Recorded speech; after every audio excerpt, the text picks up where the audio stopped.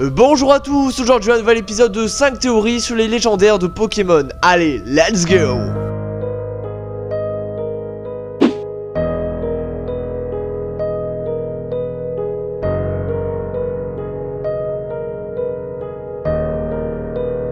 Les bêtes légendaires sont à l'origine des évolutions d'Evoli. Voyons ensemble tous les arguments de cette théorie. Tout d'abord, nous allons raconter l'origine des 3 chiens légendaires. Dans la région de Johto, on apprend que la ville de Rosalia avait subi un terrible incendie, environ 150 ans avant le moment où se déroule le jeu. En effet, un éclair tomba sur la tour cendrée, autrefois appelée tour de cuivre, et provoqua un incendie pendant environ 3 jours. Si la tour ferraille était le perchoir de Ho-Oh, la tour de cuivre était elle le domaine de Lugia. Par la suite, une averse aurait éteint l'incendie, sauvant les habitants des flammes. Cependant, Lugia et Ho-Oh prirent la fuite, alors que les 3 Pokémon périrent dans la tour de cuivre. Ces 3 Pokémon furent finalement ressuscités par Ho-Oh, devenant alors le trio des chiens légendaires, Suicune, Raikou et Entei. Chaque chien incarne respectivement le vent du nord, l'éclair et les volcans. Selon cette théorie, avant d'être réanimés par Ho-Oh, ces 3 chiens légendaires étaient en fait des évolutions, soit Entei était un Pyroli, Raikou était un Voltali et Suicune était un Aquali. Commençons tout d'abord à comparer leur physique.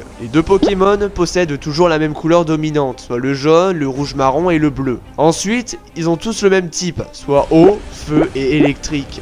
Voltali possède une fourrure hérissée, et ça se retrouve au niveau des moustaches et de la queue de Raikou. Pyroli, lui, possède une fourrure beige clair qui rappelle le nuage sur le dos d'Entei. Quant à Suicune, la ressemblance est plus subtile, mais on admettra que dans le design, il a un corps assez gracieux, tout comme Aquali. Ensuite, Rosalia est une ville connue pour les danseuses en kimono, et bizarrement, leurs Pokémon de prédilection sont des évolutions. De plus, les chiens légendaires ont en temps normal le même talent, soit pression. Mais l'apparition du Dream World leur a permis de gagner un talent caché. Grâce au Dream World, Raikou gagne Absorbe Volt, Suicune gagne Absorbe Eau et Entei gagne Torche. Alors que les 3 évolutions possèdent naturellement ce talent. On va donc à travers le monde des rêves, le trio des bêtes légendaires conserve leur talent d'origine, celui avant d'être réanimé par Ho-Oh. Mieux encore, en comparant les stats, on voit que les 2 trios respectifs ont des rôles semblables. Entei possède une attaque élevée, la plus haute du trio légendaire, 70, tout comme Pyroli qui possède la plus grosse attaque du trio d'évolution, soit 130. Raikou possède lui les plus grosses stats d'attaque spéciale et de vitesse, soit 115, tout comme Voltali qui possède respectivement 110 et 130. Enfin, Suicune est un Pokémon très défensif avec sa grosse stat de PV, soit 100 et ses défenses élevées, soit 115 pour les 2 défenses. Là où Aquali se démarque de son trio avec ses 130 de base en PV. Bref, même physique, même talent, même stats, de plus avec les danseuses en kimono, il y a de quoi croire cette théorie.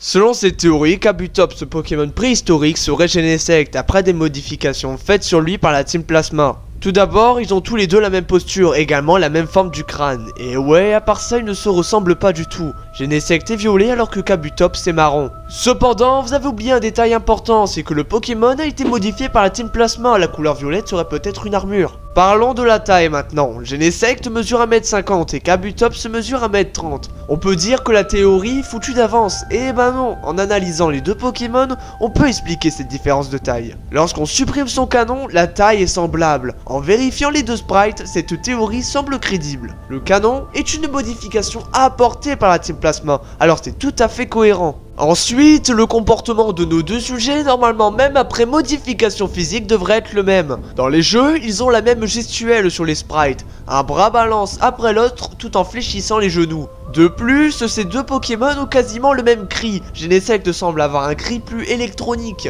Extrait son s'il vous plaît.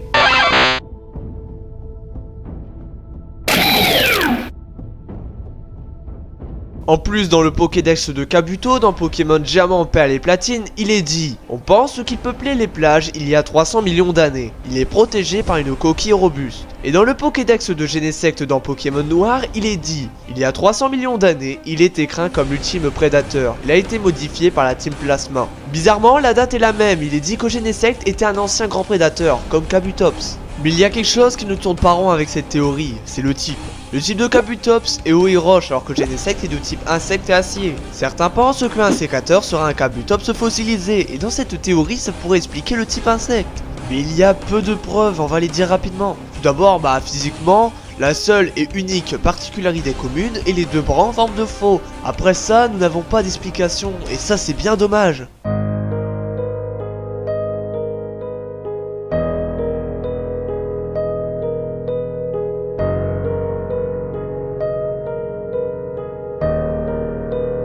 Cette fois, nous allons parler d'Arceus. Arceus est un Pokémon légendaire de la région de Sinnoh, même si c'est le dieu de tous. La mythologie de Sinnoh raconte qu'Arceus est un Pokémon qui aurait créé la région de Sinnoh avant les autres. Arceus reste assez mystérieux quand on y pense, on le trouve en haut des colonnes lance.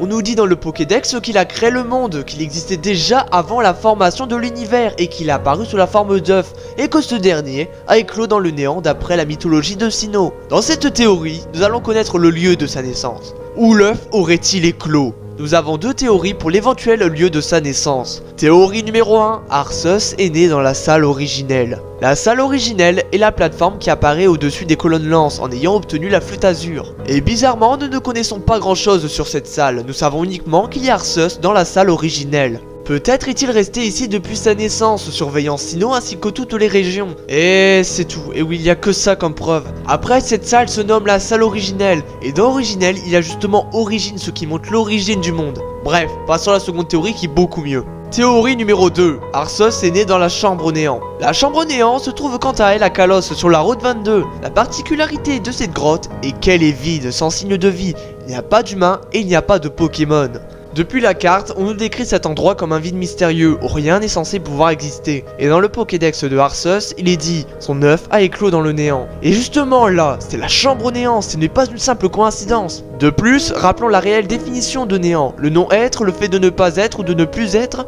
La non-existence, c'est ce qui précède ou suit l'existence. Bon, en simplifiant, le néant signifie le rien. Le fait que la description sur la carte accentue le fait que la zone soit vide et ne contient vraiment rien est important à noter. Ce n'est pas tout pour cette zone, penchons-nous davantage sur ce lieu. On trouve dans ce lieu une plaque fantôme. Rappelons que les plaques sont principalement utiles à Arceus pour changer de type. D'ailleurs, la plaque fantôme sert à prendre le type spectre à Arceus, ce qui rappelle Giratina. On retrouve cette plaque au milieu de la salle, comme si Arceus se trouvait là, invisible au milieu de la salle, sous la forme de spectre. On trouve également une Branettite. On nous dit dans le Pokédex que Branette a un sentiment de haine, une forte soif de vengeance envers l'enfant qui l'a rejeté. Cela nous fait beaucoup penser à Giratina. Giratina a été bannie par Arceus dans le monde Distorsion, suite à sa violence excessive. On retrouve encore une fois l'idée de vengeance. Arceus a vu que Branette ressentait un sentiment qui était proche du sien avec Giratina. Pour l'aider à accomplir sa vengeance, il lui fait bénéficier d'une méga évolution pour qu'il puisse acquérir plus de puissance et ainsi se venger. L'absence d'humains et de Pokémon est que Arceus a effrayé les intrus grâce à la plaque fantôme.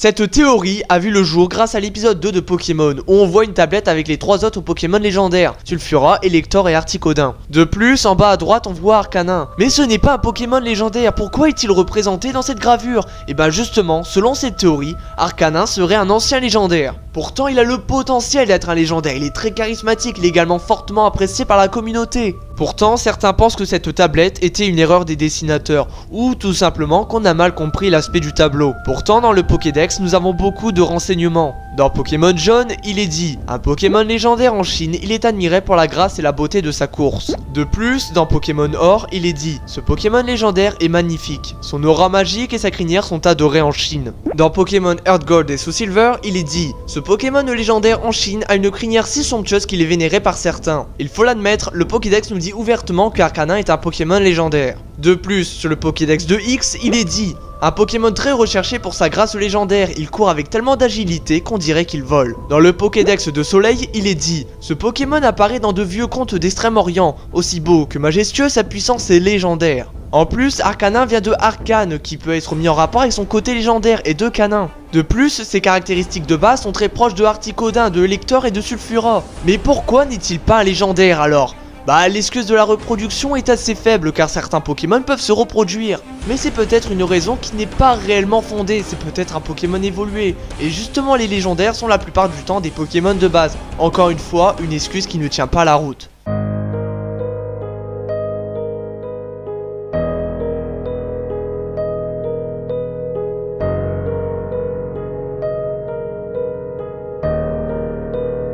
Pyrax, Pokémon apparu dans la 5ème génération, son type singulier feu et insecte le rend assez charismatique. Ce Pokémon de base évolue au niveau 59, c'est à ce jour le Pokémon de base évoluant par niveau qui atteint le stade supérieur le plus tard. De plus, son double type est propre à lui, ce qui est rare chez les Pokémon communs. D'autres choses peuvent également jouer dans ce statut de légendaire. Danse du feu, attaque que Pyrax apprend au niveau 100. Les nouvelles attaques au niveau 100, c'est propre aux Pokémon légendaires. De plus, un joueur qui ne sait pas spoiler le jeu et qui trouve Pyrax au fond des ruines du désert dans noir et blanc, peut penser que c'est un légendaire pour plusieurs raisons. Tout d'abord, il est unique au jeu et tu le rencontres qu'après la ligue au niveau 70. De plus, son double type est peu commun. En plus, dans ses noms étrangers, ils font référence à des dieux comme Ra et Vulcain. Il est peut-être légendaire comme il est indiqué directement dans ses noms. Dans le Pokédex de Noir et 2, il est dit: considéré comme l'incarnation du soleil, il est venu réchauffer les Pokémon transis de froid au cœur de l'hiver. Il est clairement évident que Pyrax soit un légendaire. Voilà, l'épisode de 5 théories sur Pokémon est terminé. N'hésitez pas à liker la vidéo et surtout de commenter s'il vous plaît, parce que j'ai vraiment